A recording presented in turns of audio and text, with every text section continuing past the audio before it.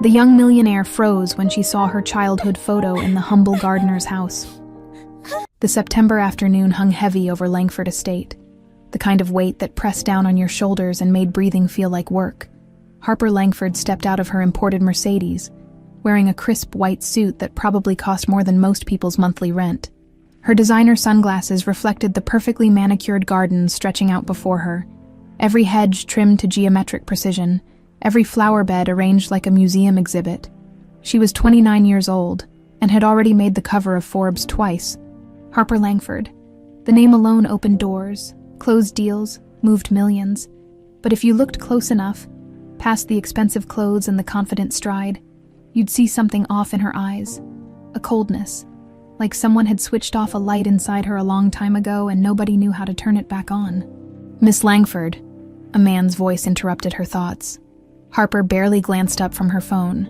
Some property developer was texting her about zoning permits, and she was already mentally calculating profit margins. "You, the groundskeeper?" she asked without looking at him. "Yes, ma'am. Thomas Mercer." He stood near the iron gate, holding a worn straw hat in both hands, mid-50s, maybe older. It was hard to tell with working men, their faces aged differently, like tree bark. His hands were rough and calloused, the kind of hands that had spent decades fighting with dirt and roots. His back curved slightly, shoulders rounded from years of bending over flower beds. But his eyes, there was something gentle about them. Sad, but gentle. "Show me around," Harper said flatly. "I've got 15 minutes. Thomas nodded and started walking. Harper followed, her heels clicking against the stone pathway. He talked as they moved through the gardens, his voice low and respectful, pointing out the roses, the century-old oak trees, the hand-carved fountain that some Italian sculptor had made back in the 1920s. Harper wasn't listening. She was already picturing it all torn down. Bulldozers, concrete, a luxury condo development with a name like Asheville Heights, or the Langford Collection, 20 units, minimum, 7 figures each. Easy money. "There's a small cottage back here," Thomas said, gesturing toward the far end of the property. "I've been living there for about 20 years, taking care of everything myself. You'll need to be out in 5 days," Harper replied without missing a beat. "Demolition starts next week." Something flickered across Thomas's face. Pain, maybe, or resignation, but he just nodded and looked down at his boots. That's when the wind picked up. It came out of nowhere, one of those sudden gusts that makes leaves scatter and doors slam.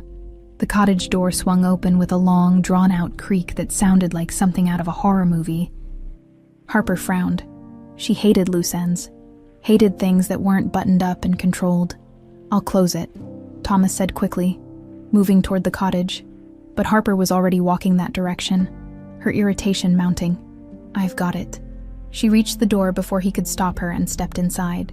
The cottage was exactly what you'd expect. Small, simple, almost depressing in its plainness. A narrow bed with a faded quilt, a wooden table that looked like it might have been around since the Civil War, an ancient stove that probably took half an hour just to heat up water for coffee. But then Harper's eyes landed on the wall above the nightstand, a photograph in a simple wooden frame. Her breath caught in her throat. It was a little girl, maybe 4 years old, with curly brown hair that fell past her shoulders. She wore a white dress covered in embroidered flowers, small pink and yellow ones that looked hand-stitched. In her arms, she clutched a blue teddy bear, the kind with button eyes and worn fur from too much loving. The girl was smiling at the camera, a huge, gap-toothed grin that lit up her whole face. Harper's phone slipped from her fingers and hit the wooden floor with a dull thud. That dress, that bear, that smile. She knew them. God help her. She knew them. Her hands started shaking. Her vision blurred at the edges. Somewhere in the back of her mind, a door she'd kept locked for 25 years rattled on its hinges. "Where did you get this?" she whispered.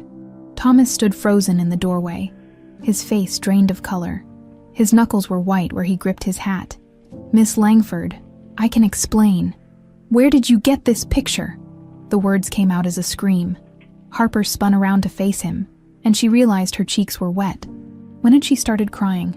Thomas took a step back, his legs unsteady.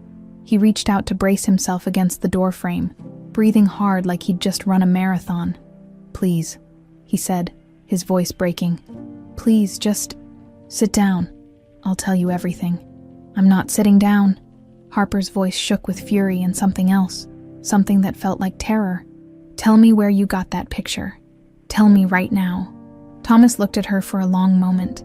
Then his eyes filled with tears, and when he spoke, his voice came out barely above a whisper. "That little girl," he said. "That's my daughter, my Mia. She disappeared 25 years ago." The room tilted. Harper grabbed the edge of the table to steady herself. Her heart was hammering so hard she thought it might crack her ribs. "You're lying," she said, but even she could hear how weak it sounded. Thomas shook his head slowly.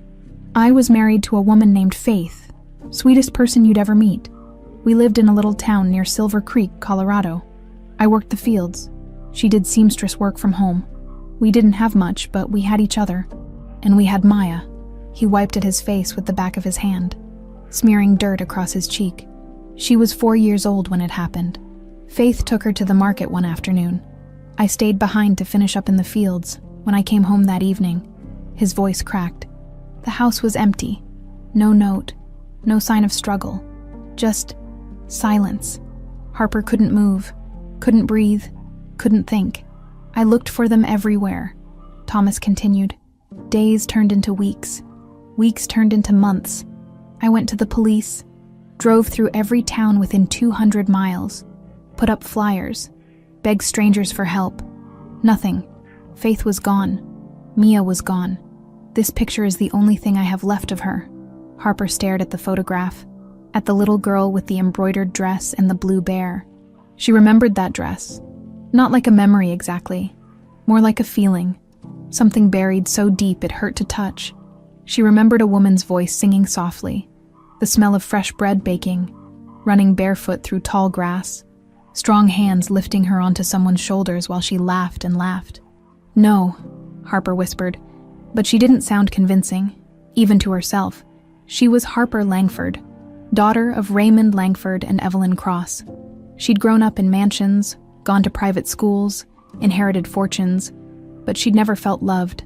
Evelyn had always treated her like a prized possession, something valuable to maintain but never truly care for. Raymond never looked her in the eye, and whenever Harper asked about her early childhood, the answers were always vague, dismissive. "You were a quiet child.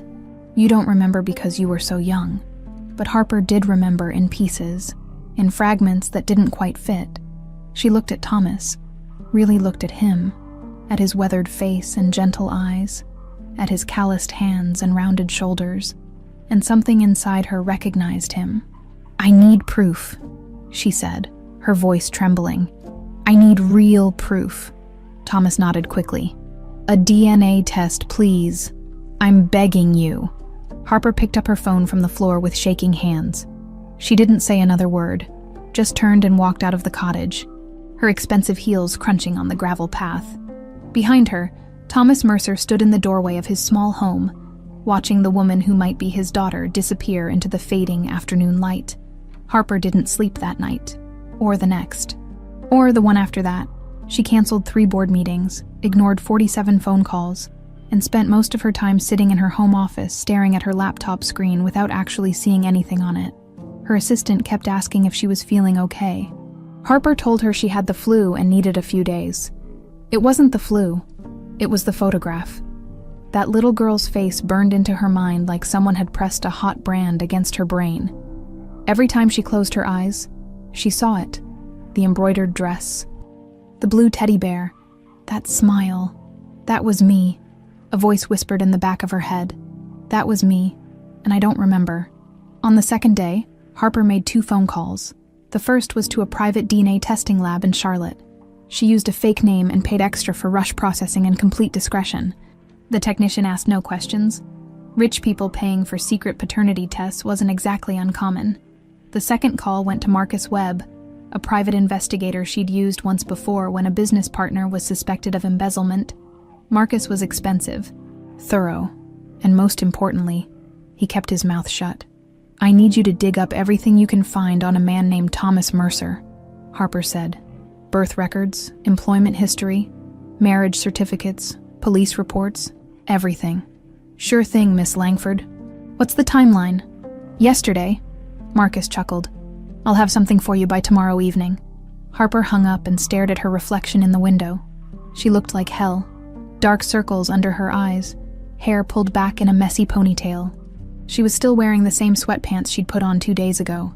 Get it together, she told herself. It's probably nothing, some weird coincidence. Maybe you just looked like his daughter when you were little. But she didn't believe that, not even a little bit. The DNA test required a sample from Thomas, which meant Harper had to go back to the estate. She drove there on the 3rd day, her hands gripping the steering wheel so tight her knuckles ached. Thomas was working in the rose garden when she arrived. He looked up as her car pulled in, and something hopeful flickered across his face before he quickly buried it.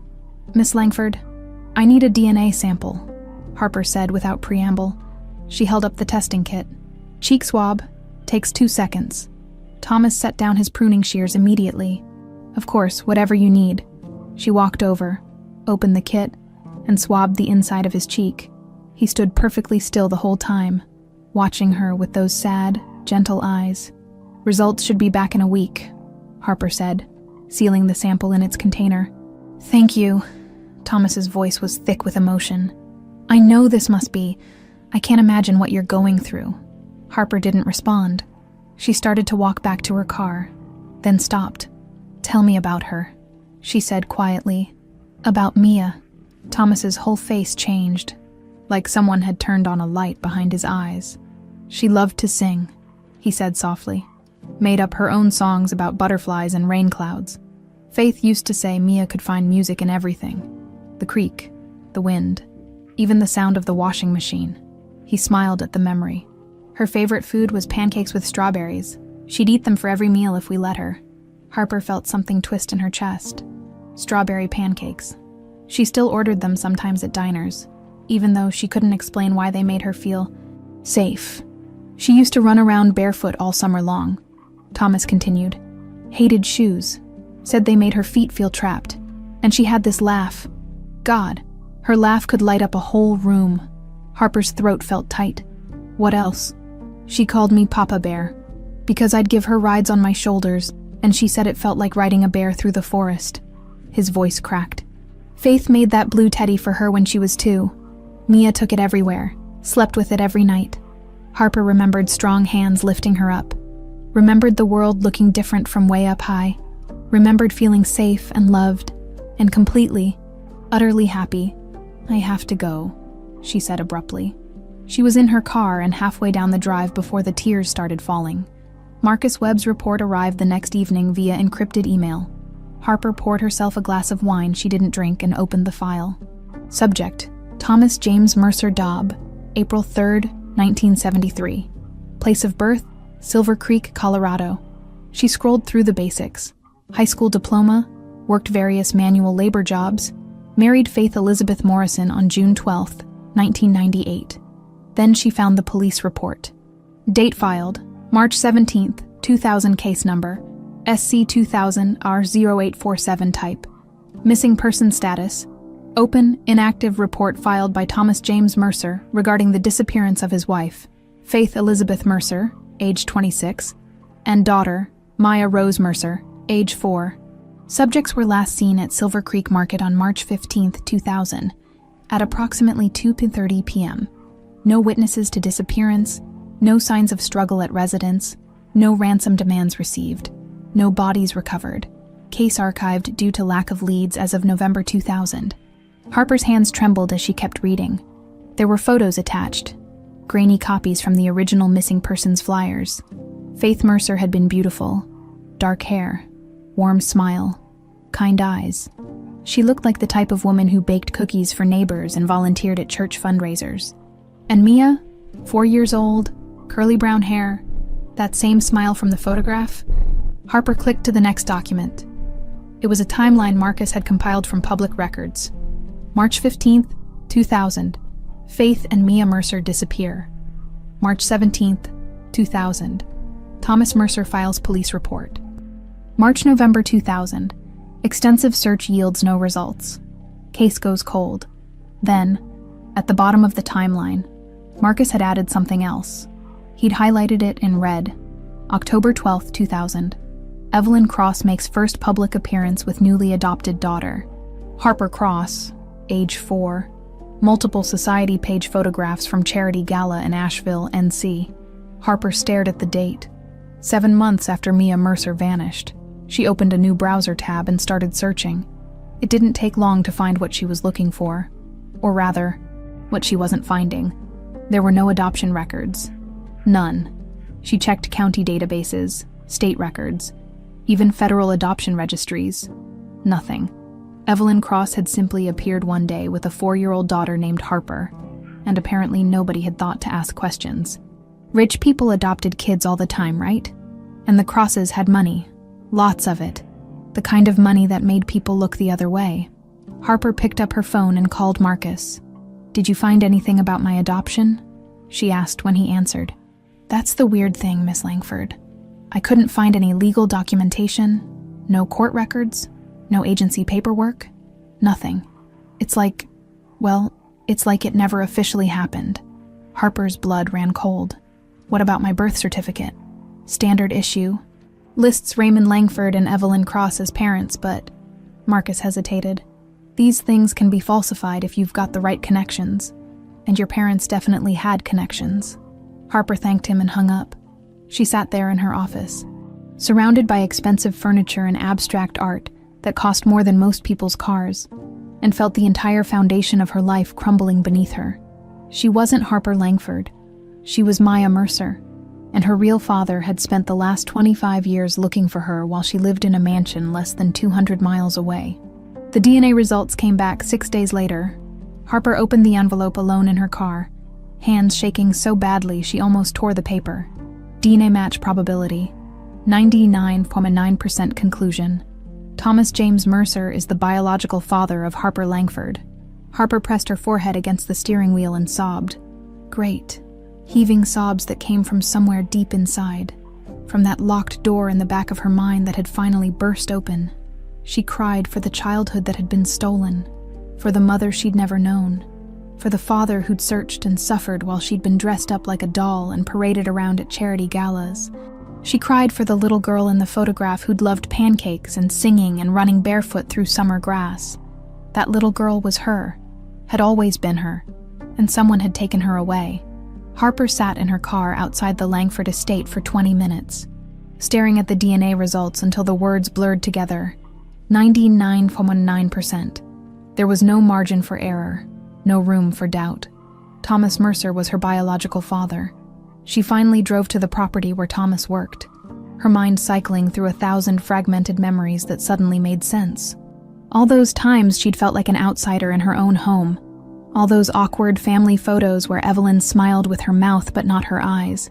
All those questions about her early childhood that had been deflected or dismissed. "You were such a quiet baby. Harper, you barely made a sound." But that wasn't true, was it? Mia had loved to sing, had made up songs about butterflies and rain clouds. You didn't like playing outside much. Another lie. Mia had run barefoot through fields all summer long. Everything Harper thought she knew about herself was fiction, a story Evelyn had written and forced her to memorize. Thomas was pruning the hedges when she found him. He looked up at the sound of her footsteps, and she saw the question in his eyes before he could hide it. Harper held up the paper. Her hand was shaking. 99.9%, she said. Her voice came out rough, like she'd been screaming for hours. Thomas's pruning shears fell to the ground. His face went through about 6 different emotions in the span of 3 seconds. Shock, hope, joy, disbelief, and something that looked like relief so profound it was almost painful to witness. "You're sure?" he whispered. "That's as sure as it gets." For a moment, neither of them moved. They just stood there in the garden, surrounded by perfectly manicured roses and the smell of fresh-cut grass, while the world rearranged itself around them. Then Thomas took a step forward, stopped, and looked at her like he was afraid she might disappear if he moved too fast. "Can I?" he gestured helplessly, and Harper understood what he was asking. She nodded.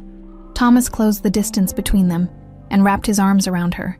He smelled like soil and sweat, and something else, something that felt achingly familiar. Harper stood rigid for a second. Every muscle in her body tensed. And then something inside her just broke. She buried her face in his shoulder and cried. Not the careful, controlled tears she'd shed in her car, but the kind of crying that comes from your bones. The kind that shakes your whole body and makes sounds you didn't know you could make. Thomas held her tighter, one hand on her back, the other cradling her head like she was still 4 years old and small enough to protect. "I'm sorry," he kept saying. "I'm so sorry, baby girl. I looked everywhere. I never stopped looking. I'm so sorry." "It's not your fault," Harper choked out between sobs. "It's not your fault." They stayed like that for a long time. Eventually, Harper's tears dried up and left her feeling hollowed out, but somehow lighter, like she'd been carrying a weight she didn't know about until it was gone. Thomas pulled back, wiping his own eyes with the back of his hand. "Do you remember anything? About before?" Harper nodded slowly. "Pieces. I remember a woman singing. I remember the smell of bread baking and pancakes with strawberries." She looked up at him. "You used to put me on your shoulders." Thomas's face crumpled. "You called me Papa Bear." "Papa Bear," Harper repeated, and the words felt right in her mouth, like coming home after a long trip. "I remember that. I remember. God, I remember being happy." She sat down on the garden bench, suddenly exhausted. Thomas sat beside her, close but not touching, like he was afraid of overstepping. "Tell me what happened," Harper said. "The day we disappeared. I need to know." Thomas took a deep breath. March 15th, 2000. It was a Tuesday. Faith was making beef stew for dinner. Your favorite. She needed to pick up a few things from the market in town, and you wanted to go with her. You loved going to the market because Mrs. Chen, who ran the vegetable stand, always gave you candy. He stared at his hands as he talked, like he was reading the story off his palms. "I stayed behind to finish plowing the north field. We needed to get the spring planting done. Faith said she'd be back by 4.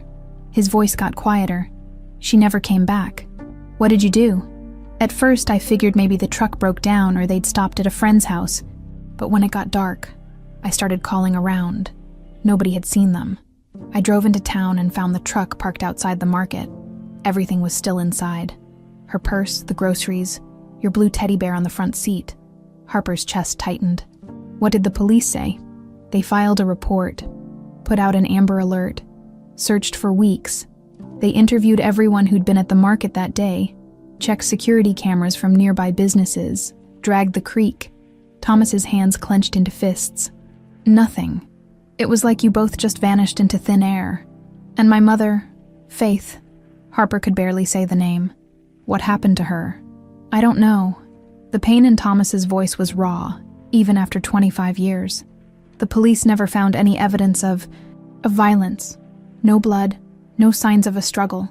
But they never found her either. Some detectives thought maybe she'd run off, started a new life somewhere. But Faith wouldn't do that. She loved you more than anything in the world. She'd never have left you." Harper's mind was racing. "So someone took us, both of us." "That's what I believed, what I still believe." Thomas finally looked at her. "And somehow you ended up with the Langfords 7 months later." The implication hung between them like smoke. "Evelyn?" Harper said flatly. "Evelyn did this." Thomas didn't contradict her.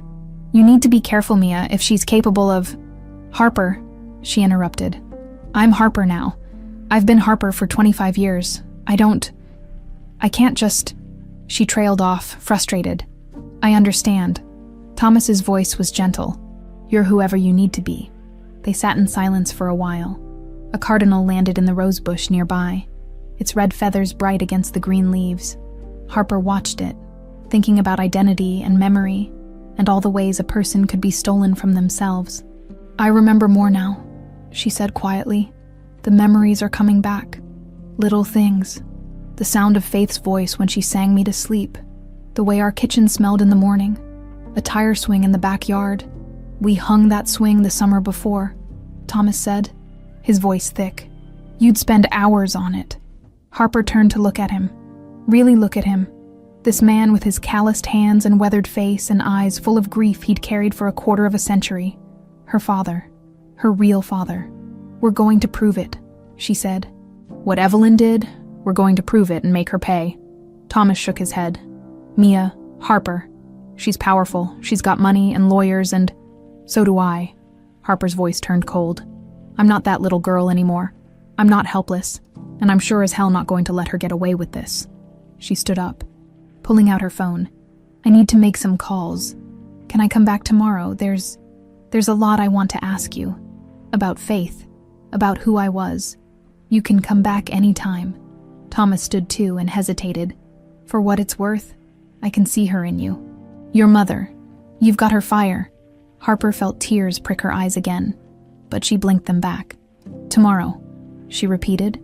She made it to her car before the weight of everything hit her again. She'd found her father, but she'd also discovered that the woman who raised her, the woman she'd spent 29 years calling mother, was a kidnapper, possibly a murderer, and Harper had no idea how deep the lies went. Harper drove straight to the Langford estate, not to the gardens or the guest house where she usually stayed during visits, but to the main residence, the sprawling colonial mansion where Evelyn held court like some kind of corporate queen. It was 8:30 in the evening. Evelyn would be in the east sitting room, like she was every night at this hour, drinking her Chateau Margaux and reading whatever business journal had arrived that day. The woman was nothing if not predictable. Harper didn't bother knocking. She used her key, walked through the marble foyer with its crystal chandelier and pretentious oil paintings, and pushed open the door to the sitting room. Evelyn looked up from her wine glass, one perfectly sculpted eyebrow rising a fraction of an inch. She was 53, but could pass for 45, thanks to a small fortune spent on skincare and a surgeon in Manhattan who knew how to be discreet. Her blonde hair was pulled back in a sleek chignon. She wore cream-colored slacks and a silk blouse that probably cost more than Thomas made in a month. Harper, I wasn't expecting you. Evelyn's voice was cool, controlled, always controlled. You look terrible, darling. Are you ill? Harper didn't answer. She crossed the room and threw the DNA test results onto the coffee table, the papers scattered across the polished mahogany surface, some sliding onto the Persian rug. Evelyn glanced down at them, then back up at Harper. Her expression didn't change, not even a flicker. I see, she said calmly. She took a sip of her wine. That's it. Harper's voice was shaking. That's all you've got to say. I see. What would you like me to say? Evelyn set down her glass with precise, measured movements. That I'm shocked, surprised. I'm neither. The casual admission hit Harper like a slap. You knew. Of course I knew. Evelyn picked up one of the papers, scanned it briefly, then let it fall back to the table. I've always known who you are, Harper. Or should I say Mia? Harper felt her knees go weak. She grabbed the back of a chair to steady herself. You kidnapped me. Don't be dramatic. I acquired you. Evelyn reached for her wine again. There's a difference. What the hell is wrong with you? Harper's voice rose to a shout. You stole me from my family. She couldn't even finish the sentence. Evelyn sighed, like Harper was being unreasonable about something minor. Raymond and I couldn't have children. We tried for years. Fertility treatments, specialists, the works. Nothing worked. And I needed an heir. The Langford name needed continuity. So you bought one. I tried adoption first, Evelyn said, as if this made her actions reasonable. But the process was absurd. Background checks, home visits, waiting lists that stretched for years. And even then, you'd end up with some drug addict's baby who might have God knows what genetic issues. She waved her hand dismissively. I needed better options. Harper stared at her in horror. So you found Faith.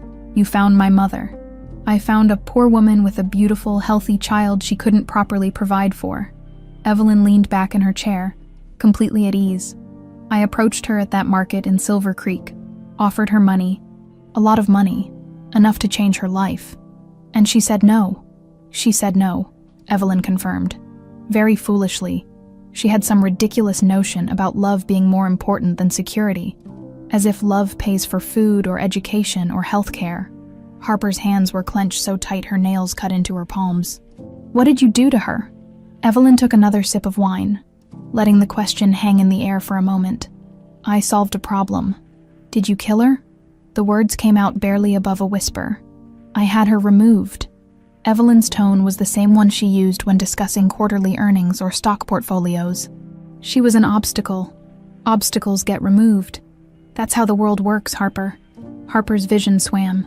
She thought she might throw up. You murdered my mother. I eliminated a complication. Evelyn set down her glass and looked at Harper with something almost like pity. You're being emotional. It clouds judgment. Faith Mercer was nobody, a seamstress in a nothing town with no prospects and no future. I gave you everything, education, wealth, opportunities she never could have provided. You should be grateful. Grateful? Harper could barely breathe. You destroyed my family. I created your family. Evelyn corrected. You're Harper Langford. You've been Harper Langford for 25 years. That's your identity, that's your life. Some sad little story about a poor girl from Colorado doesn't change that. Harper grabbed the edge of the table. Thomas is my father. Thomas Mercer is a groundskeeper. Evelyn's voice hardened. A nobody who digs in dirt for a living. Raymond Langford is your father. He raised you, educated you, gave you a name that opens doors. Blood doesn't make family. Harper, power does. Did Raymond know? Harper's voice cracked. Did he know what you did? For the first time, something shifted in Evelyn's expression. Raymond is weak. He asked questions once or twice in the beginning, but I told him the adoption was handled through private channels. He believed it because he wanted to believe it. He was desperate for a child. So he had no idea you kidnapped me. He had plausible deniability, Evelyn said, which is the same thing. Harper pushed away from the table, pacing now, her mind racing. I'm going to the police. I'm going to tell them everything. Evelyn laughed. Actually laughed. With what evidence, darling? A DNA test. That only proves Thomas Mercer is your biological father. It doesn't prove anything else. You just confessed. To you. In private. Your word against mine. Evelyn stood up, smoothing her slacks. And who do you think they'll believe, Harper Langford? A privileged young woman who's clearly having some kind of breakdown. Or Evelyn Cross Langford, a respected businesswoman and philanthropist with spotless reputation. Harper felt panic rising in her chest. There has to be evidence. Paper trails, witnesses, all gone, Evelyn said simply. Burned, buried, or bought off 25 years ago. I'm very thorough, Harper. It's one of my best qualities. Someone will talk. Someone always talks. Not when they're properly motivated. Evelyn picked up her wine glass again. Or properly silenced. Harper stared at this woman. This monster. Who'd raised her. Who'd brushed her hair and taken her to dance recitals. And smiled for family photos while hiding a secret so dark it was almost incomprehensible. I will destroy you, Harper said quietly. I don't care how long it takes or what it costs. I will make sure everyone knows what you did. Evelyn's smile was thin and cold. You're welcome to try, sweetheart, but think carefully about what you're risking. Your reputation, your position, your future, all of it will burn if you go down this path. I don't care. You say that now. Evelyn moved toward the door, pausing beside Harper. But you will, because at the end of the day, you're more like me than you want to admit. You've spent 29 years being Harper Langford. You've enjoyed the benefits, the privileges, the power that doesn't just go away because you found out where you came from. She reached out and straightened Harper's collar, a maternal gesture that made Harper's skin crawl. You're my daughter, Evelyn said softly. My greatest achievement. I made you into something extraordinary. And deep down, you know that matters more than some sentimental fantasy about the life you might have had. Harper jerked away from her touch. Get away from me. Evelyn shrugged and headed for the door. When you're ready to be reasonable, we'll talk. Until then, I suggest you think very carefully about your next move, because if you try to expose me, you'll be exposing yourself too. And Harper Langford won't survive that kind of scandal. She left, her heels clicking against the marble floor. Harper stood alone in the sitting room, surrounded by expensive furniture and priceless art, and felt more trapped than she'd ever felt in her life. Harper hired the best attorney in North Carolina. Kenneth Morrison had a corner office in Charlotte with floor-to-ceiling windows and a reputation for winning impossible cases. He charged $800 an hour and was worth every penny.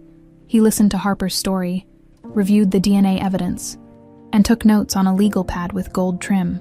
It's compelling, he said when she finished, but it's also complicated. Complicated how? Harper leaned forward in her chair. She admitted it. She kidnapped me and murdered my mother. She admitted it to you. In private, with no witnesses or recording. Morrison tapped his pen against the desk. That's hearsay. Inadmissible in court.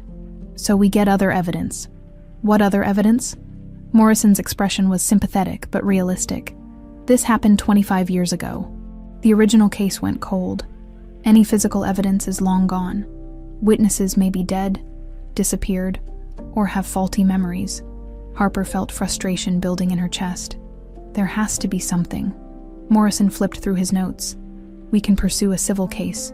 Sue for damages related to the kidnapping, emotional distress, loss of relationship with your biological father but proving criminal activity. He shook his head. That's the DA's job, and they won't touch this without solid evidence. What about the missing adoption records? Circumstantial. Could be explained away as clerical errors or lost paperwork. Happens more than you'd think, especially with private adoptions from that era. Harper stood up and walked to the window. Charlotte's skyline stretched out before her. All glass and steel and money.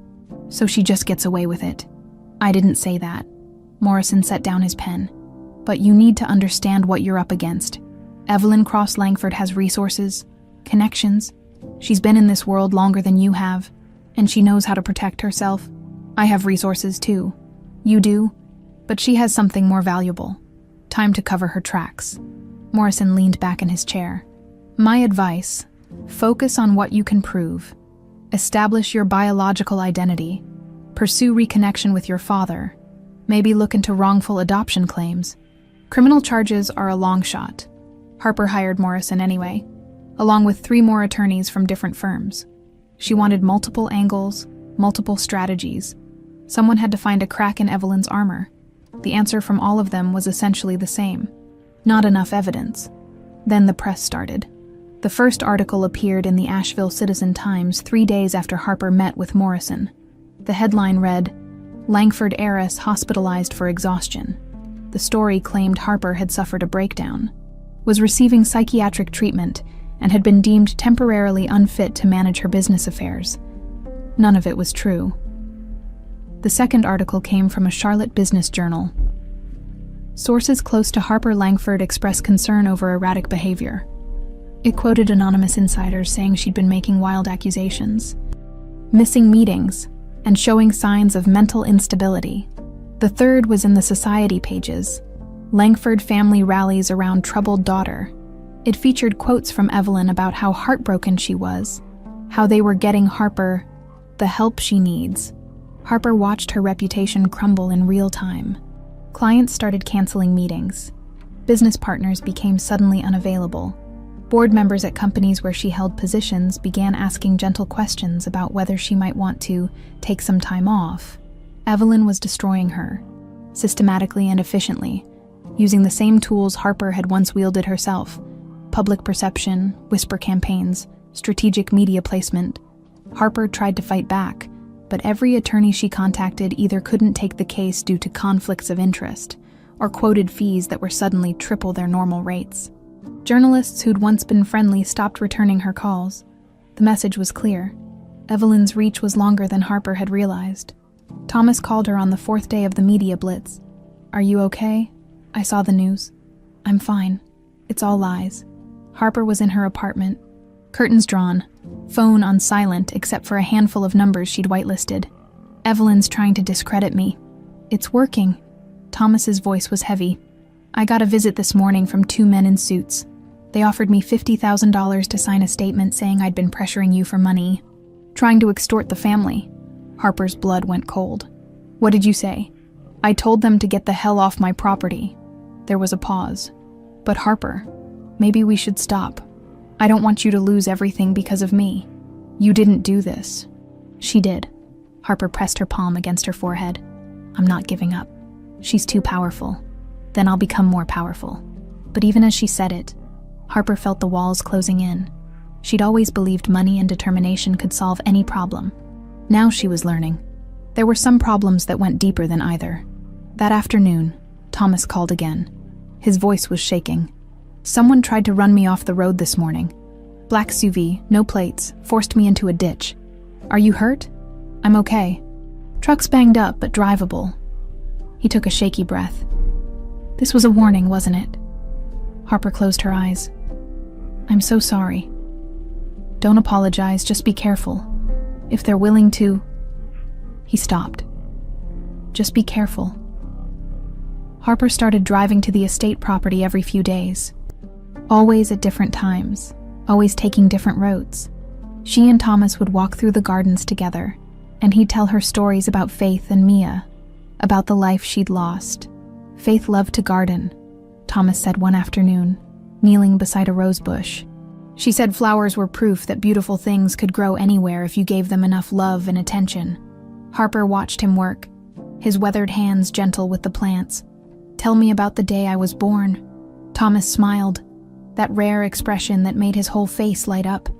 August 14th, 1996. It was a Tuesday, early morning. Faith went into labor around 3 a.m. I drove like a madman to the hospital. We only had the one truck, and it barely ran. He laughed softly.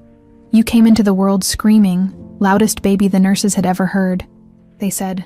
Faith joked that you were already demanding attention. Was she happy? Harper asked quietly. When I was born? She cried. Thomas said, happy tears. She held you and kept saying, look what we made, Tommy. Look at our perfect girl. His voice got thick. You were perfect. You were everything. Harper felt tears sliding down her cheeks.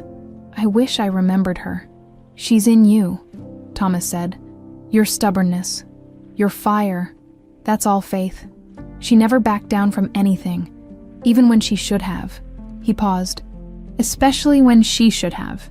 They sat together in comfortable silence, watching the sun move across the garden. For brief moments like this, Harper could almost forget about Evelyn's threats and the media circus and the impossible task ahead of them. Almost. Her phone buzzed.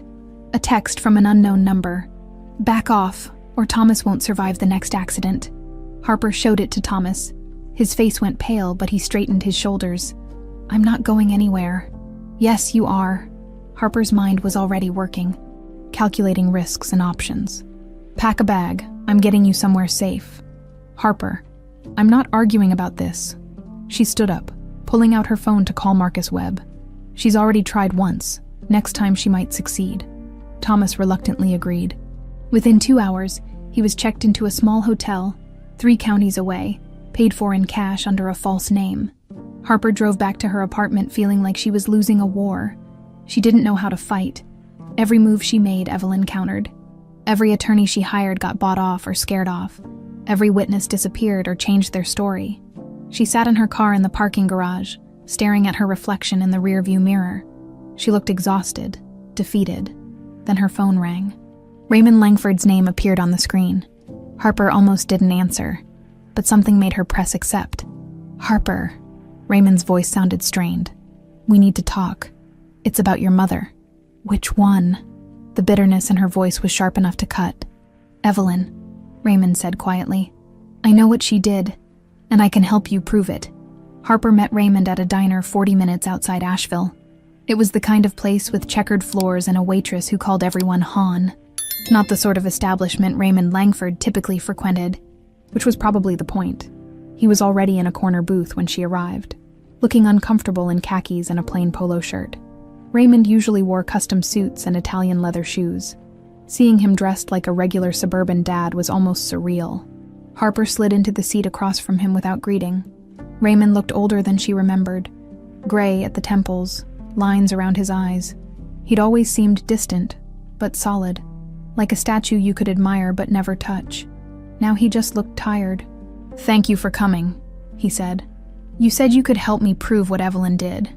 Harper kept her voice flat, unemotional. So prove it. Raymond winced. I deserve that. You deserve a lot worse than that. Harper leaned back against the cracked vinyl booth. You raised me for 25 years, and you never once thought to question where I came from. I questioned. Raymond's hands wrapped around his coffee mug. In the beginning, when Evelyn suddenly came home with a 4-year-old girl and announced we were parents now, and she told me it was a private adoption, said she'd been working with an agency that specialized in placing children from difficult situations. She had paperwork. At least, she showed me paperwork. I didn't look too closely. He stared into his coffee. I wanted to believe her. We'd tried for so long to have a child. When you appeared, it felt like a miracle. A miracle, Harper repeated bitterly. Is that what we're calling kidnapping now? Raymond looked up, and Harper saw something in his eyes she'd never seen before. Guilt so heavy it seemed to weigh down his entire body. I should have asked more questions. Should have insisted on meeting the agency, talking to social workers, seeing official documentation. But Evelyn kept saying everything was handled, everything was legal, and he trailed off. I wanted a daughter so badly that I let myself be blind. So you knew something was wrong. I suspected something was off, Raymond corrected. But I told myself I was being paranoid. Evelyn had always been the strong one, the decisive one. I trusted her judgment. The waitress came by to refill Raymond's coffee and take Harper's order. Harper asked for black coffee. She had no intention of drinking. When they were alone again, Harper leaned forward. What changed? Why are you coming to me now? Raymond pulled out his phone and placed it on the table between them. 2 weeks ago, I overheard Evelyn on a call with her attorney. She was discussing strategy for dealing with you. How to discredit you publicly, tie you up in legal battles, maybe have you declared mentally incompetent so she could maintain control of your assets? Harper's jaw clenched. That sounds like her. But it was something else she said that made me... Raymond took a shaky breath. She told her attorney that she'd dealt with threats to the family before and knew exactly how to handle them, that she'd removed obstacles in the past and wasn't afraid to do it again. She was talking about faith. I realized that later. Raymond looked sick. In the moment, I just felt this cold certainty that I'd been living with a stranger for 30 years, that the woman I married was capable of. He couldn't finish the sentence. Harper waited. She wasn't going to make this easier for him. I started digging through old files. Raymond continued. Things Evelyn kept in her private office. She didn't know I had the safe combination. I'd figured it out years ago, but never used it. I found documents, records, things that prove what she did. Harper's heart started beating faster. What kind of documents? Raymond glanced around the diner, then pulled a manila envelope from the bag beside him. He slid it across the table. Harper opened it with shaking hands. Inside were photocopies of various papers, bank statements, handwritten notes, receipts. The first document was a bank transfer from March 18th, 2000. Evelyn had wired $50,000 to someone named Vincent Marks with the notation "services rendered." Who's Vincent Marks? Harper asked. Private investigator, or at least that's what he called himself. Raymond's voice was quiet. The kind who doesn't ask questions if you pay him enough. Harper kept reading. There were notes in Evelyn's handwriting, neat, precise, terrifying in their casualness. March 15th, located suitable subject, mother resistant, will require alternative approach. March 16th V, will handle collection, bonus for discretion regarding mother. March 18th, transfer complete, subject acquired, documentation in progress. Harper felt bile rise in her throat. Subject, like she'd been a piece of property to be acquired. There's more, Raymond said softly. The next document was a receipt from a document forger in Atlanta, $20,000 for a complete identity package. Birth certificate, medical records, even a fake adoption decree. Then there were phone records showing multiple calls between Evelyn and Vincent Marks in the weeks following March 15th, 2000. Where's Marks now? Harper asked. Dead. Car accident in 2003. Raymond's expression was grim. Convenient, isn't it? Jesus. Harper spread the documents across the table. This is evidence, real evidence. It's a start, Raymond agreed. But it's not the smoking gun. A good attorney could argue the documents are out of context or forged. We need something more concrete. Harper looked at him. You said you overheard Evelyn on the phone. Did you record it? No. She was in her office with the door closed. I only caught pieces through the wall. Raymond hesitated. But I know someone who might help us get a recording. Who? Gerard Hutchins. He worked as Evelyn's personal assistant for 15 years. She fired him 6 months ago. Some dispute about him questioning one of her decisions. He was angry enough when he left that he might be willing to cooperate. Harper pulled out her phone. Give me his number. Harper. Wait. Raymond grabbed her wrist. If we do this, if we really go after Evelyn, there's no going back. She'll fight dirty. She'll try to destroy both of us. She's already trying to destroy me. Harper pulled her hand away. At least this way I'm fighting back. Raymond studied her face for a long moment. You look like your mother, you know, Faith. I saw pictures in the missing persons case file when I was doing research. You have her eyes. Harper felt something twist in her chest. You looked up the case. After I found those documents, I needed to know what really happened, what Evelyn had taken from you. Raymond's voice cracked. I'm sorry. I know that doesn't fix anything. But I'm sorry for not protecting you, for not seeing what was right in front of me. Harper wanted to stay angry, wanted to hold on to the rage that had been fueling her for days. But looking at Raymond now, broken and guilty, and clearly devastated, she found her anger softening slightly. Help me prove it, she said. Help me make sure she pays for what she did. That's how you make this right. Raymond nodded. I will. I'll give you everything I have. Testify if needed. Whatever it takes. He wrote down Gerard Hutchins's contact information on a napkin and slid it across the table. There's one more thing, Raymond said. Evelyn keeps a personal safe in the master bedroom, different from the office safe. I've never been able to open it, but I know it's where she keeps her most sensitive documents. If there's proof of what happened to Faith, it'll be in there. Can you get the combination? No, but I can get you into the house when she's not there. Raymond met her eyes. She has a board meeting in Charlotte next Thursday. She'll be gone all day. Harper felt a plan forming. Dangerous. Possibly illegal. But what choice did she have? Set it up, she said. Raymond nodded and stood to leave. At the last moment, he paused and looked back at her. For what it's worth, he said quietly, you were a wonderful daughter, even if I didn't deserve you. He left before Harper could respond. She sat alone in the booth, staring at the documents spread across the table. Evidence. Finally. It wasn't enough yet, but it was something. Her phone buzzed. A text from Thomas. I'm okay. Bored, but okay. Any progress? Harper typed back, getting there. Stay put.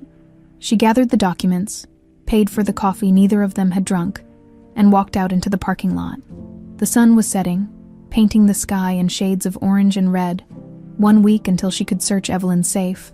1 week to find Gerard Hutchins and convince him to cooperate. 1 week to build a case strong enough to bring down the woman who'd stolen her life. Harper got in her car and started the engine. The war wasn't over, but for the first time in days, she felt like maybe, just maybe, she had a fighting chance. Gerard Hutchins lived in a modest apartment in downtown Asheville. The kind of building with a creaky elevator and mailboxes that didn't quite close properly. Harper found his name on the directory and pressed the buzzer. Yeah. The voice through the intercom was cautious. Mr. Hutchins, my name is Harper Langford. I'd like to talk to you about Evelyn Cross. Silence then. Go away. Please, just 5 minutes. Raymond gave me your contact information. Another pause. Raymond Langford sent you. Yes. It's about Evelyn, about what she's done. The buzzer sounded. Unlocking the door, Harper took the stairs to the 3rd floor and found Hutchins waiting in his doorway. He was in his early 60s, thin and wiry, with sharp eyes behind wire-rimmed glasses. You've got your 5 minutes, he said, not moving to let her in. Talk. Harper glanced at the hallway. Can we do this inside? Hutchins considered, then stepped aside. The apartment was small but neat. Books lined every wall, and classical music played softly from a speaker somewhere. I know what Evelyn did, Harper said once they were seated in his cramped living room. I know she kidnapped me 25 years ago, murdered my mother, and I need help proving it. Hutchins's expression didn't change. Why should I help you? Because she destroyed your career. Because you know what kind of person she is. Harper leaned forward. Because it's the right thing to do. The right thing. Hutchins laughed bitterly. I spent 15 years doing everything that woman asked. Covering for her. Lying for her, cleaning up her messes, and when I finally questioned one of her decisions, one time, she fired me and blacklisted me from every decent job in this city, then helped me take her down. Hutchins studied her for a long moment. What do you need? A recording. I need her to confess on tape. Good luck with that. Evelyn's too smart to. She already confessed to me once. Harper interrupted. In private, she was confident I couldn't do anything about it. If I can get her alone again. Get her talking.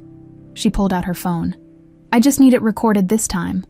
Hutchins shook his head. Even if you manage to record her, North Carolina is a two-party consent state. Any recording made without both parties' knowledge is inadmissible in court. Harper felt her hope deflating. So it's useless. In court, yes, but not in the court of public opinion. Hutchins stood and walked to a bookshelf, pulling out a thin manila folder.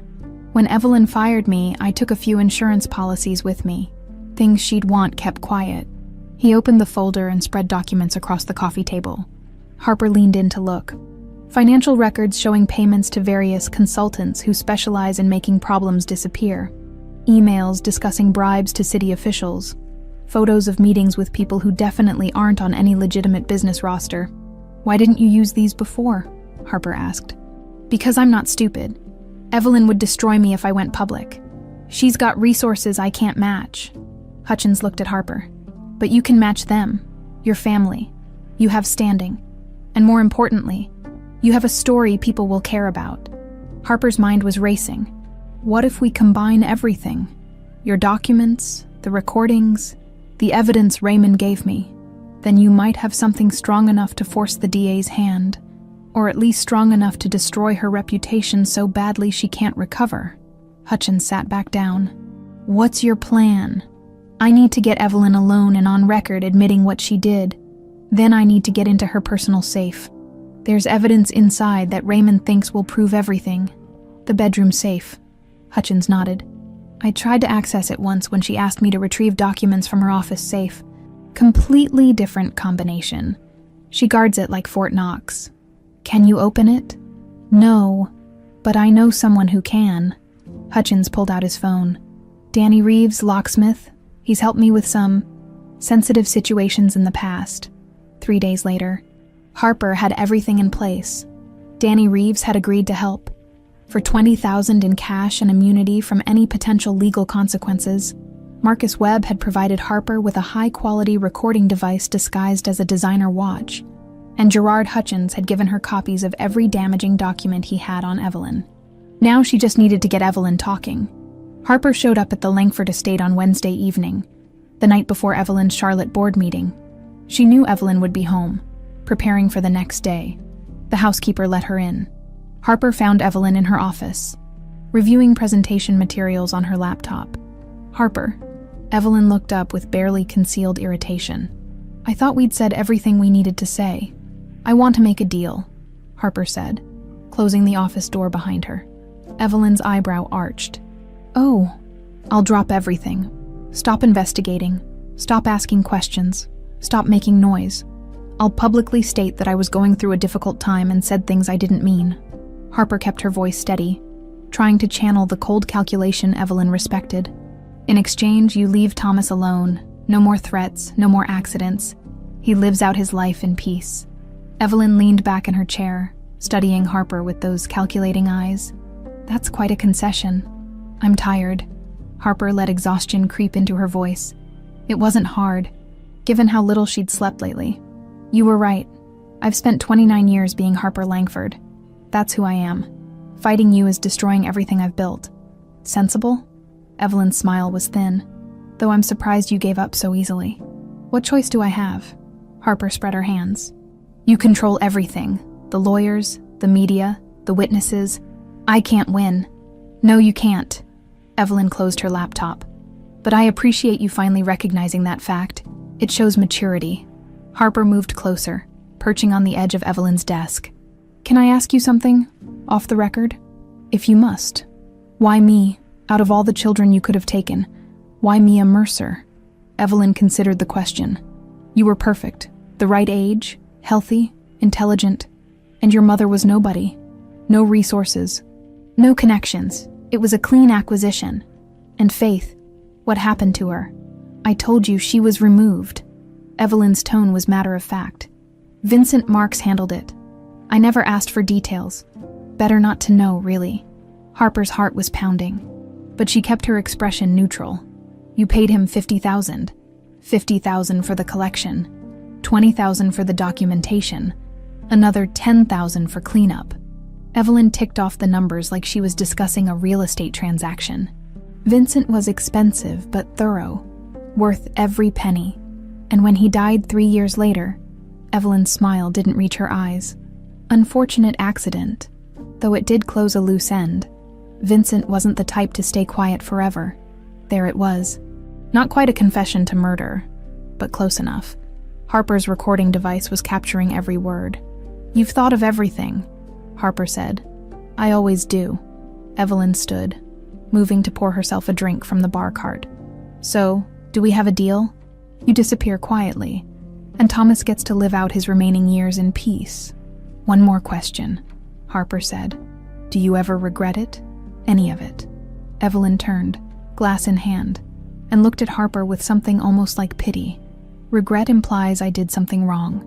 I gave you a life of privilege and opportunity. I made you into someone important. Why would I regret that? Because you destroyed a family. I created a family," Evelyn corrected.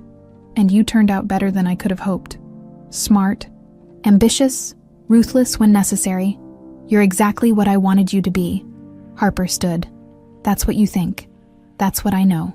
Evelyn raised her glass. "So, do we have a deal or not?" Harper looked at this woman, this monster who'd stolen her life and felt no remorse whatsoever, who saw people as assets to be acquired and obstacles to be removed. "No deal," Harper said quietly. Evelyn's expression hardened. "Excuse me. I said no deal." Harper walked toward the door. "You're going to pay for what you did. To me, to Faith, to Thomas. All of it." "With what evidence?" Evelyn's voice was sharp now, dangerous. "We've been over this, Harper. You have nothing." Harper paused at the door and looked back. "I have enough." She walked out before Evelyn could respond, her heart hammering against her ribs. The recording device was heavy on her wrist, its weight both comforting and terrifying. Outside, Marcus Webb was waiting in his car. Harper climbed into the passenger seat and handed him the watch. "Got it?" she asked. Marcus plugged the device into his laptop and played back the audio. Evelyn's voice came through crisp and clear. "Vincent Marks handled it.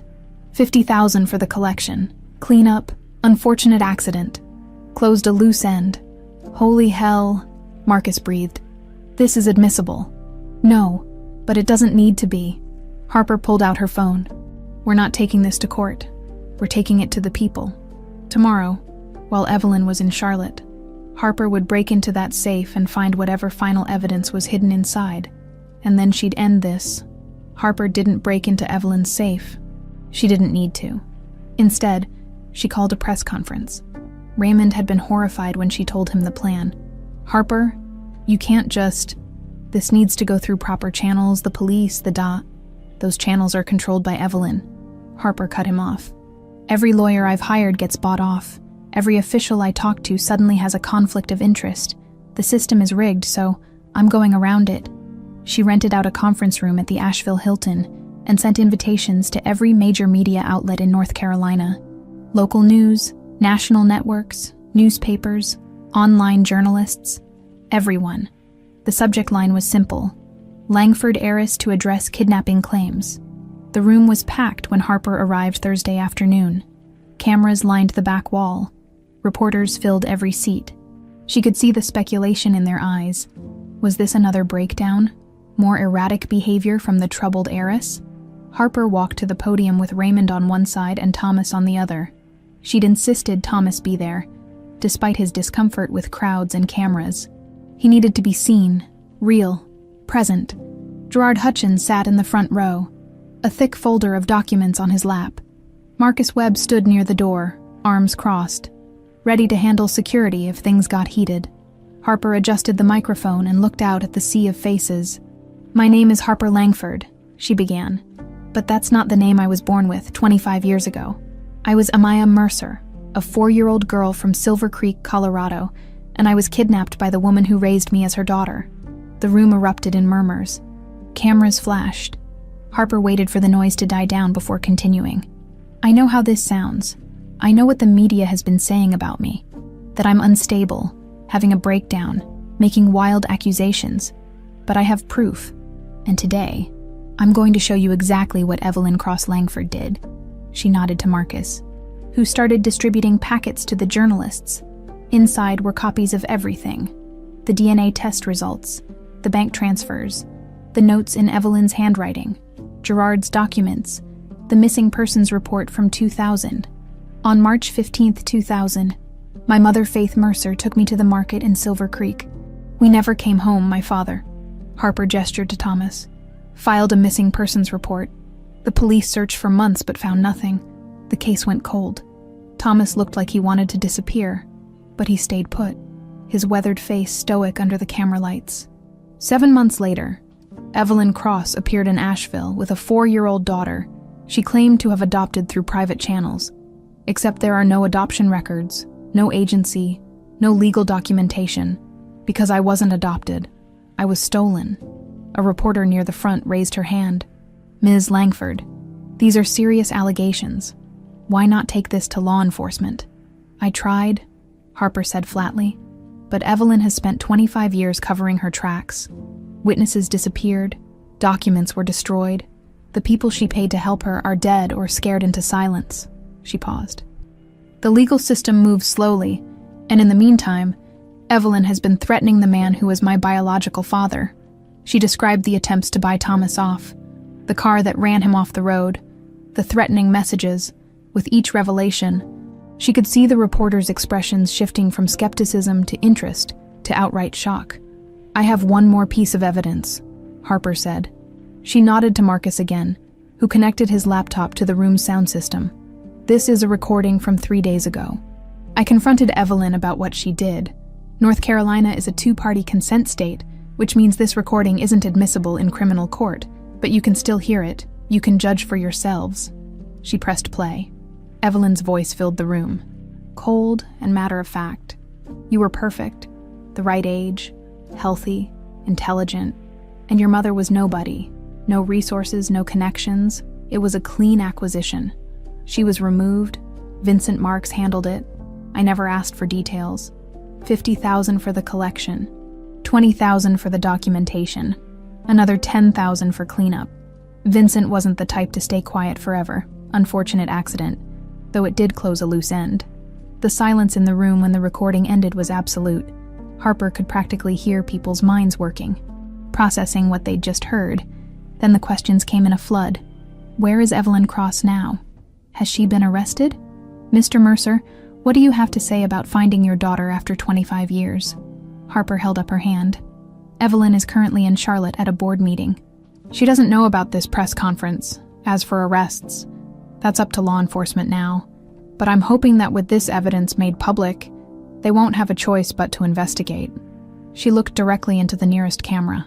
I'm done letting powerful people hide behind their money and connections. What happened to me, what happened to my mother, can't be undone, but it can be exposed. And Evelyn Cross Langford can be held accountable. A reporter stood up. Ms. Langford, what about your role in the Langford business empire?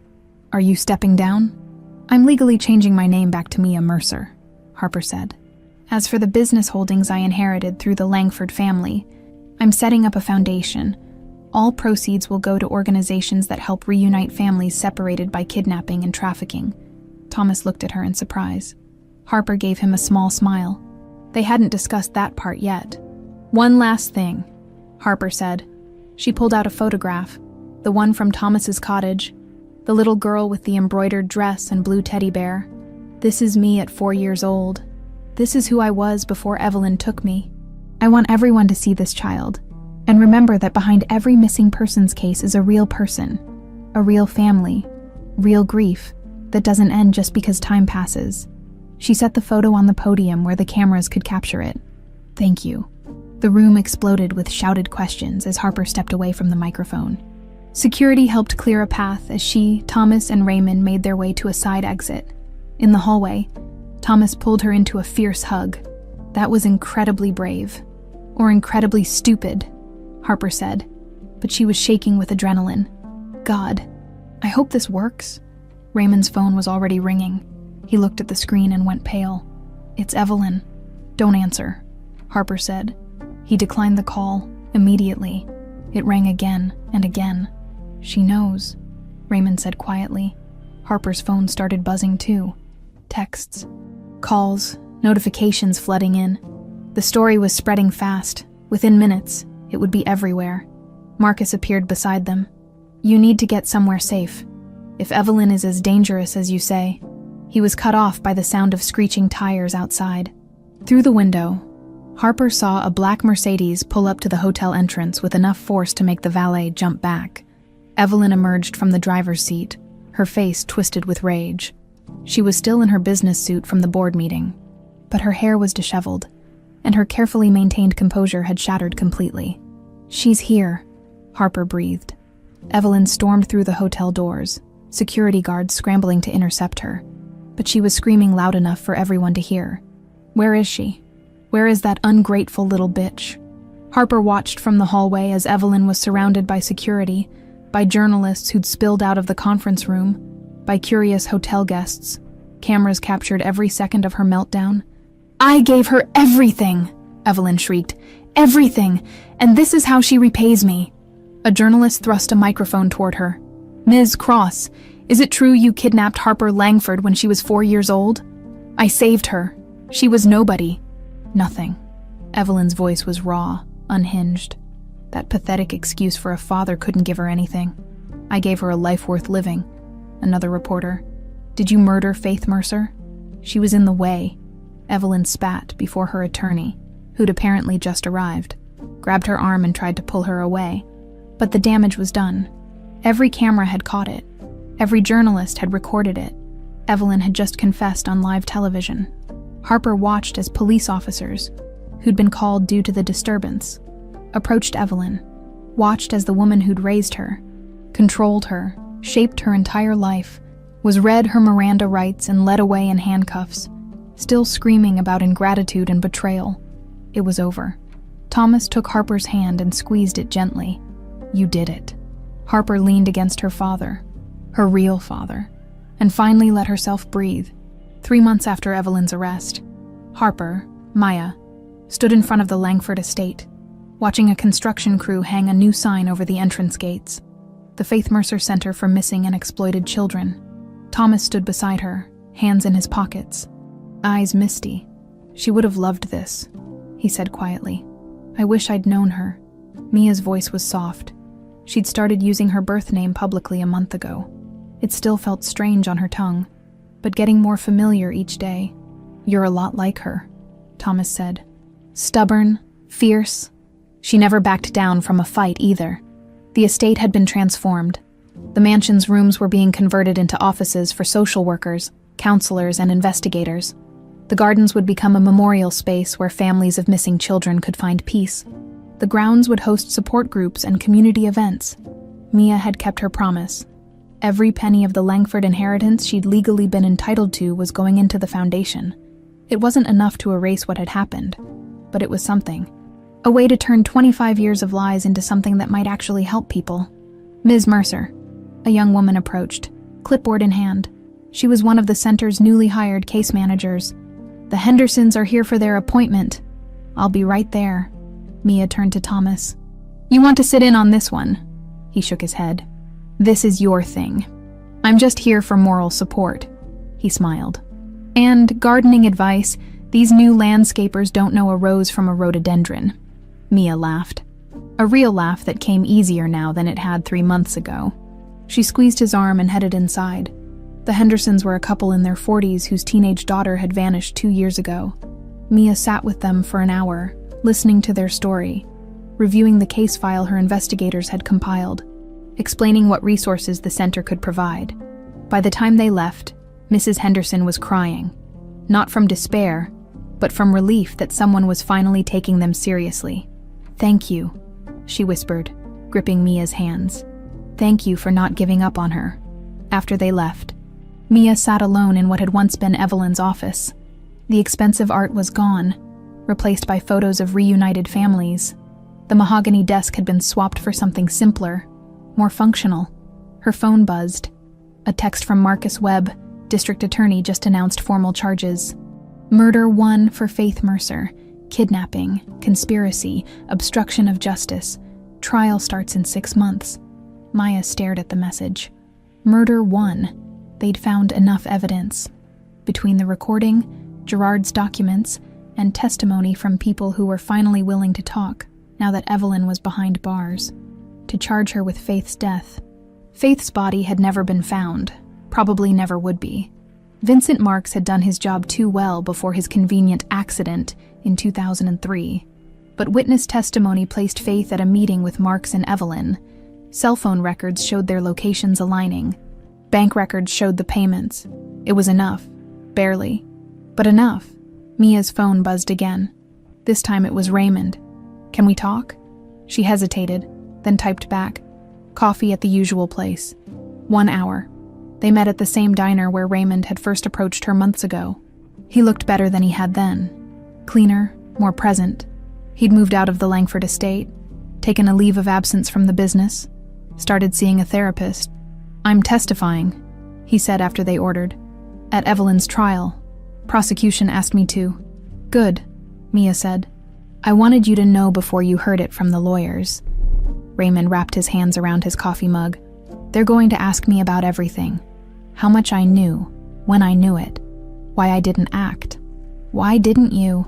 Mia asked, not accusingly. She was genuinely curious. Raymond was quiet for a long time. "Fear, cowardice. I told myself I was protecting you by not asking questions, that if I didn't know the truth, I couldn't be complicit." He laughed bitterly.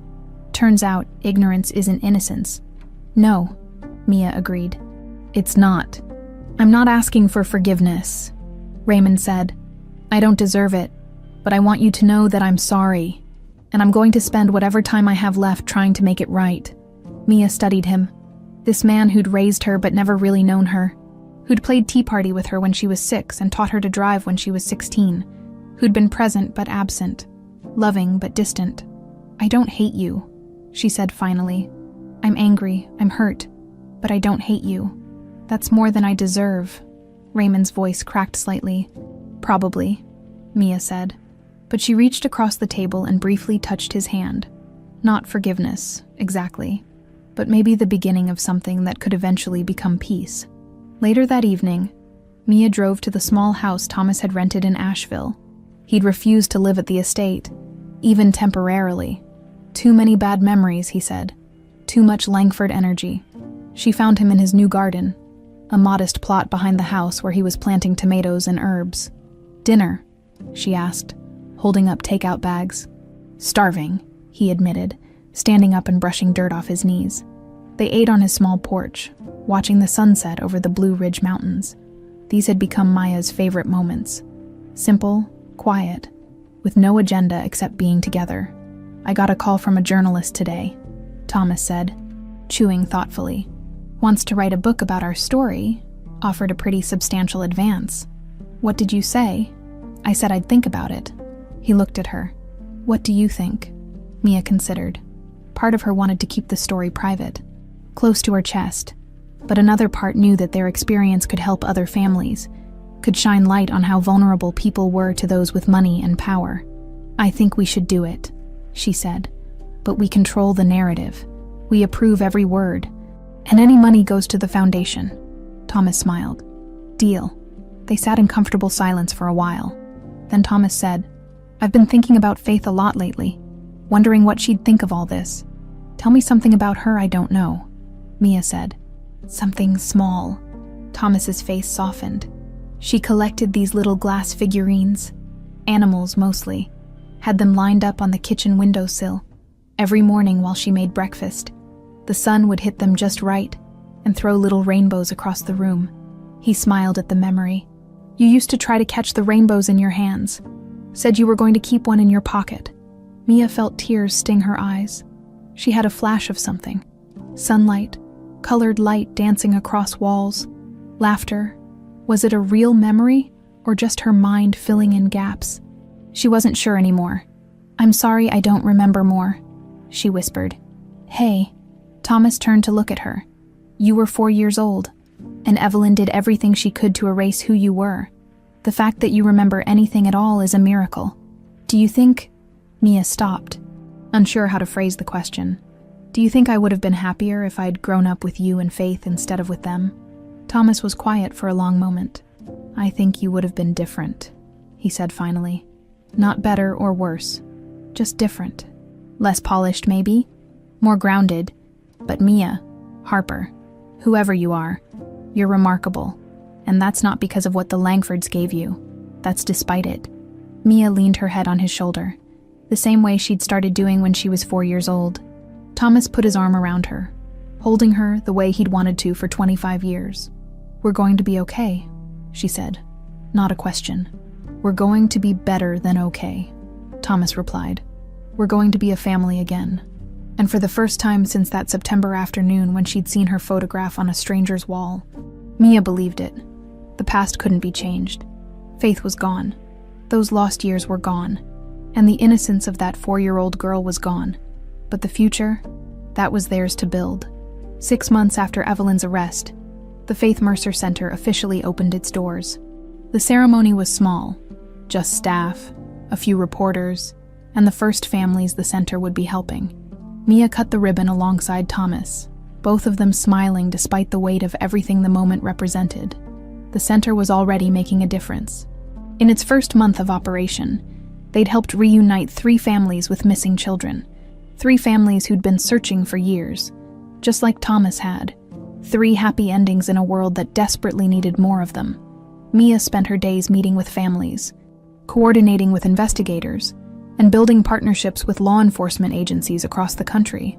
It was exhausting work, but it felt right, in a way her business career never had. Thomas had become the center's unofficial groundskeeper.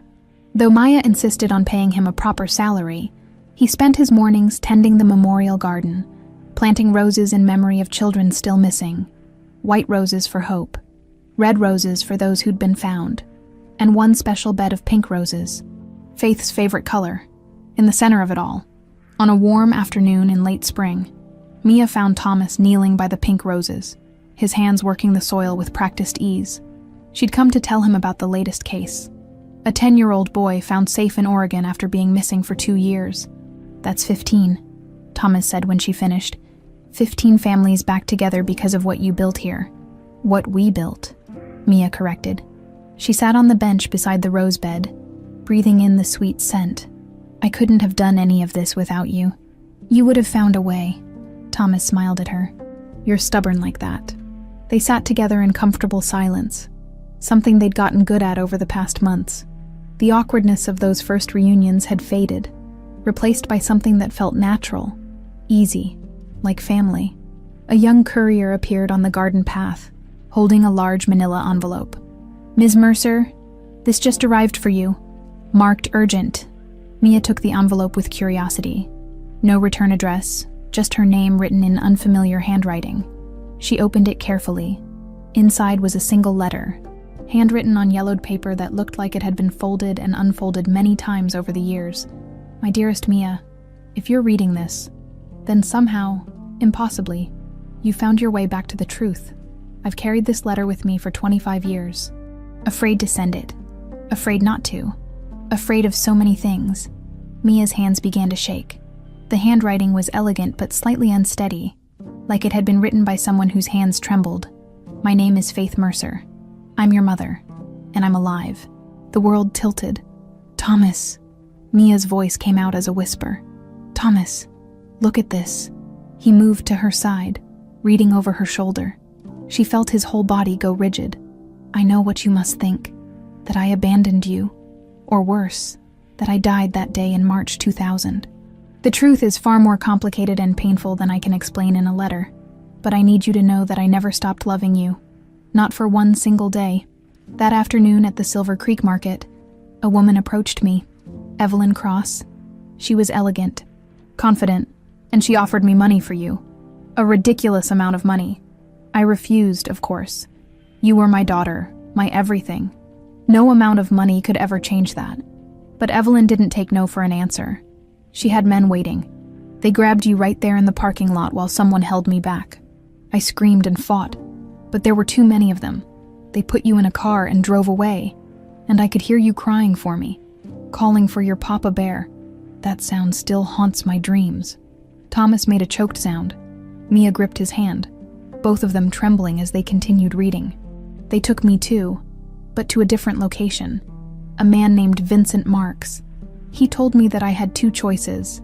I could die and you would be raised by Evelyn anyway, or I could disappear, fake my own death, never try to contact you or Tommy, never come back.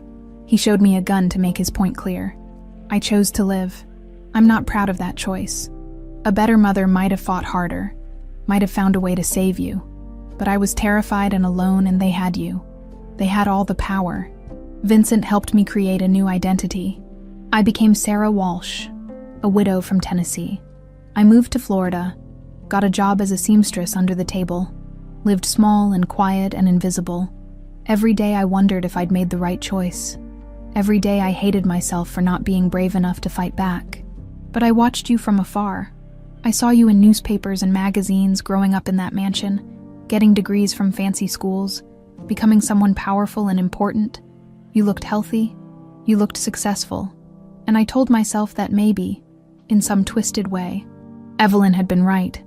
Maybe you were better off with wealth and privilege than you would have been with a poor seamstress and a farmer. Maybe I was too weak to be your mother anyway. But then I saw the news, your press conference, your courage, the way you stood up to Evelyn and refused to let her win. And I realized my daughter wasn't better off. She was stolen, and I'd been too much of a coward to fight for her. I'm sorry, Mia. I'm so deeply, endlessly sorry. I should have found a way. I should have done more. I should have been braver. I don't expect forgiveness. I don't deserve it. But I needed you to know the truth. I needed you to know that I loved you every single day, that I never stopped being your mother, even when I couldn't be there. If you want to meet, I'll be at the Silver Creek Market on June 15th at 2:30 p.m. That's where we were taken from. That's where, if you're willing, we can start again. If you don't come, I'll understand. I'll disappear again, and you'll never hear from me. But I hope, God, I hope, that maybe you can find it in your heart to give your mother one more chance. All my love, always and forever, Faith. The letter ended with an address in Tampa, Florida, and a phone number. Mia couldn't breathe, couldn't think. Her mother was alive. Her mother had been alive this whole time, watching from a distance, too scared to reach out. It could be a trick, Thomas said, his voice rough with emotion. Someone pretending to be her, trying to take advantage. It's not a trick. Mia didn't know how she knew, but she did. The details in the letter, the pain in every word. It was real. She's alive, Thomas. Faith is alive. Thomas sank onto the bench, tears streaming down his weathered face. 25 years, he whispered. I thought she was dead. I mourned her, and she was alive. Mia looked at the date on the letter, June 15th. That was tomorrow. We have to go, she said. We have to go to Silver Creek. Thomas looked up at her, hope and fear warring in his eyes.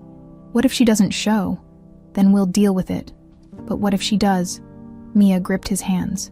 What if we can actually be a family again? All three of us.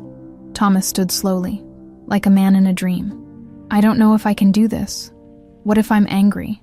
What if I can't forgive her for leaving? Then we figure it out together. Mia pulled him into a hug. But we do it together, as a family. The next day, Mia and Thomas drove to Silver Creek. The market looked exactly as it had in Thomas's memories. A small town gathering place with vendor stalls and people doing their weekly shopping. They arrived at 2:15 p.m. and waited by the entrance. At exactly 2:30, a woman approached. She was in her early 50s, with gray streaking through brown hair. She wore simple clothes and moved hesitantly, like she was afraid of being sent away. But her eyes were the same ones Mia saw in the mirror every morning. Tommy, the woman's voice broke. Mia. Thomas made a sound somewhere between a sob and a laugh. Faith.